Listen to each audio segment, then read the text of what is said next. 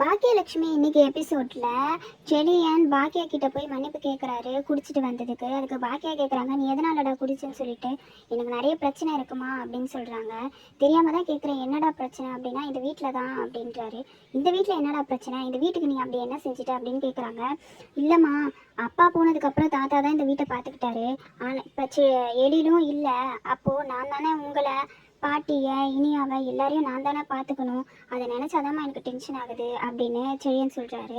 அதுக்கு பாக்கியா சொல்கிறாங்க, இல்லைடா நான் தெரிஞ்சுக்கணுன்னு தான் கேட்குறேன். தாத்தா இறந்ததுக்கப்புறம் நீ இந்த வீட்டுக்கு அப்படி என்ன புதுசாக பண்ணிட்ட அப்படின்னு கேட்குறாங்க. இது வரைக்கும் நான் பண்ணலம்மா, நான் இனிமேல் பண்ணி தானே ஆகணும் அப்படின்னு செழியன் சொல்கிறாரு. நீ குருவி தலையில் பனங்காய் வச்ச மாதிரி பேசாதடா, அந்த மாதிரி நாங்கள் செய்ய மாட்டோம். நீ இந்த வீட்டுக்கு எதுவுமே நீ செய்ய வேண்டாம். இந்த வீட்டை பார்த்துக்கிறதுக்கு நானும் பாட்டியும் இருக்கோம். நீ இந்த வீட்டில் இருக்க யாரை பற்றியும் கவலைப்பட வேண்டாம், யாருக்கும் நீ எதுவும் செய்யவும் வேண்டாம். நீ ஜெனியவும் பாப்பாவையும் பார்த்துக்கிட்டா மட்டும் போதும். உனக்கு அந்த கவலை இருந்தால் மட்டும் போதும்டா, எங்களை பற்றிலாம் நீ கவலைப்படாத அப்படின்னு பாக்கியா சொல்லிடுறாங்க. இப்படி குடிச்சிட்டு வரியே, குடிச்சிட்டு வந்தால் எல்லா பிரச்சனையும் போயிடுமா? உங்ககிட்ட இருக்க பிரச்சனையே இதுதான்டா, இதுதான் பிரச்சனைன்னு என்கிட்ட சொல்லியிருந்தா நான் ஆமாவா இல்லையான்னு சொல்லிட்டு ஒரு விளக்கம் கொடுத்துருப்பேன். அது இல்லாமல் நீங்களாம் ஒன்று நினச்சிக்கிட்டு ஒன்று பண்ணுறீங்கடா அப்படின்றாங்க. செழியனும் மன்னிப்பு கேட்குறாரு. ஆனால் பாக்கியா சரியாக பேசாமல் திரும்பிடுறாங்க. இனியா டான்ஸ் காம்படிஷனில் வின் பண்ணிடுறாங்க. ஆனால் வின் பண்ணதுக்கப்புறம் அதை வீட்டில் எப்படி சொல்கிறதுன்னு சொல்லிட்டு அவங்க ரொம்ப யோசிக்கிறாங்க. பாக்கியாவோட ரெஸ்டாரண்ட்டில் செல்வி வேலை பார்க்காம பாக்கியா கிட்ட ஊர் கதையெல்லாம் பேசிகிட்டு இருக்காங்க. அதுக்கு பாக்கியா கோவப்பட்டு செல்வியை திட்டுறாங்க. ஏன்டி உனக்கு வேலையே இல்லையா, எதுக்கு இப்படி வந்து என்னை எரிச்சலாக்குற அப்படின்னு கேட்குறாங்க. அதுக்கு செல்வி சொல்கிறாங்க, நீங்கள் புதுசாக அப்பாயிண்ட் பண்ண அந்த செஃப் வந்து யாரையும் வேலை செய்ய விட மாட்டுறாரு. அவரே காய் கட் பண்ணுறாரு, அவரே மாவு அரைக்கிறாரு, எல்லா வேலையும் அவரே செய்கிறாரு அப்படின்னு சொல்கிறாங்க. ஏன் உதவி பண்ணுறதுக்கு கூட யாரும் போகலையா அப்படின்னு கேட்டதுக்கு அவர் தான் வேண்டான்னு சொல்கிறாரு, அப்புறம் எப்படி போவாங்க அப்படின்னு செல்வி பேசிகிட்டு இருக்கும் போதே அந்த செஃப் ஏதோ ஸ்வீட்டு செஞ்சு எடுத்துகிட்டு வந்து கொடுக்குறாங்க. அதை சாப்பிட்டுட்டு பாக்கியாவும் சூப்பராக இருக்குன்னு சொல்கிறாங்க, செல்வியும் நல்லா இருக்குன்னு சொல்கிறாங்க. அப்போ செஃப் கேட்குறாரு, பாக்கியா மேம் நீங்கள் ஏன் எதுவும் சொல்லலை அப்படின்னு சொல்லிட்டு.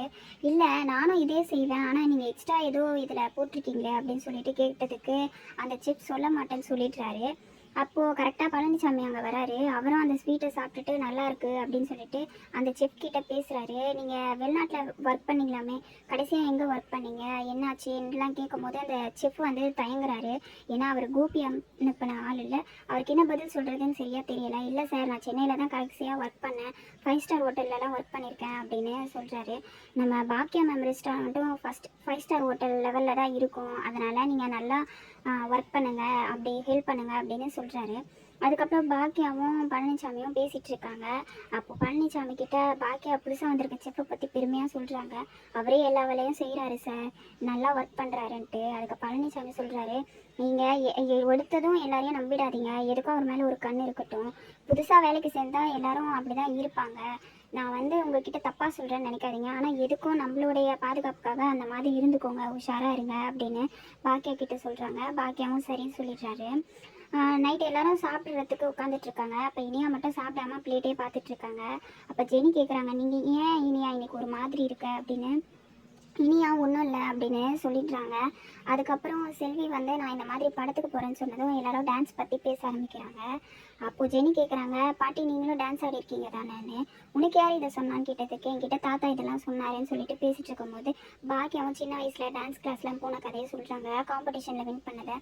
அப்போ இனியா சொல்கிறாங்க, உங்கள் எல்லாருக்கும் டான்ஸ் பிடிக்குமா, நல்ல வேலை, இப்போ தான் எனக்கு திருப்தியாக இருக்குது, ஏன்னா நானும் டான்ஸ் காம்படிஷனில் கலந்துக்கிட்டேன் அப்படின்னு சொன்னதும் செழியன் கிண்டல் பண்ணுறாரு.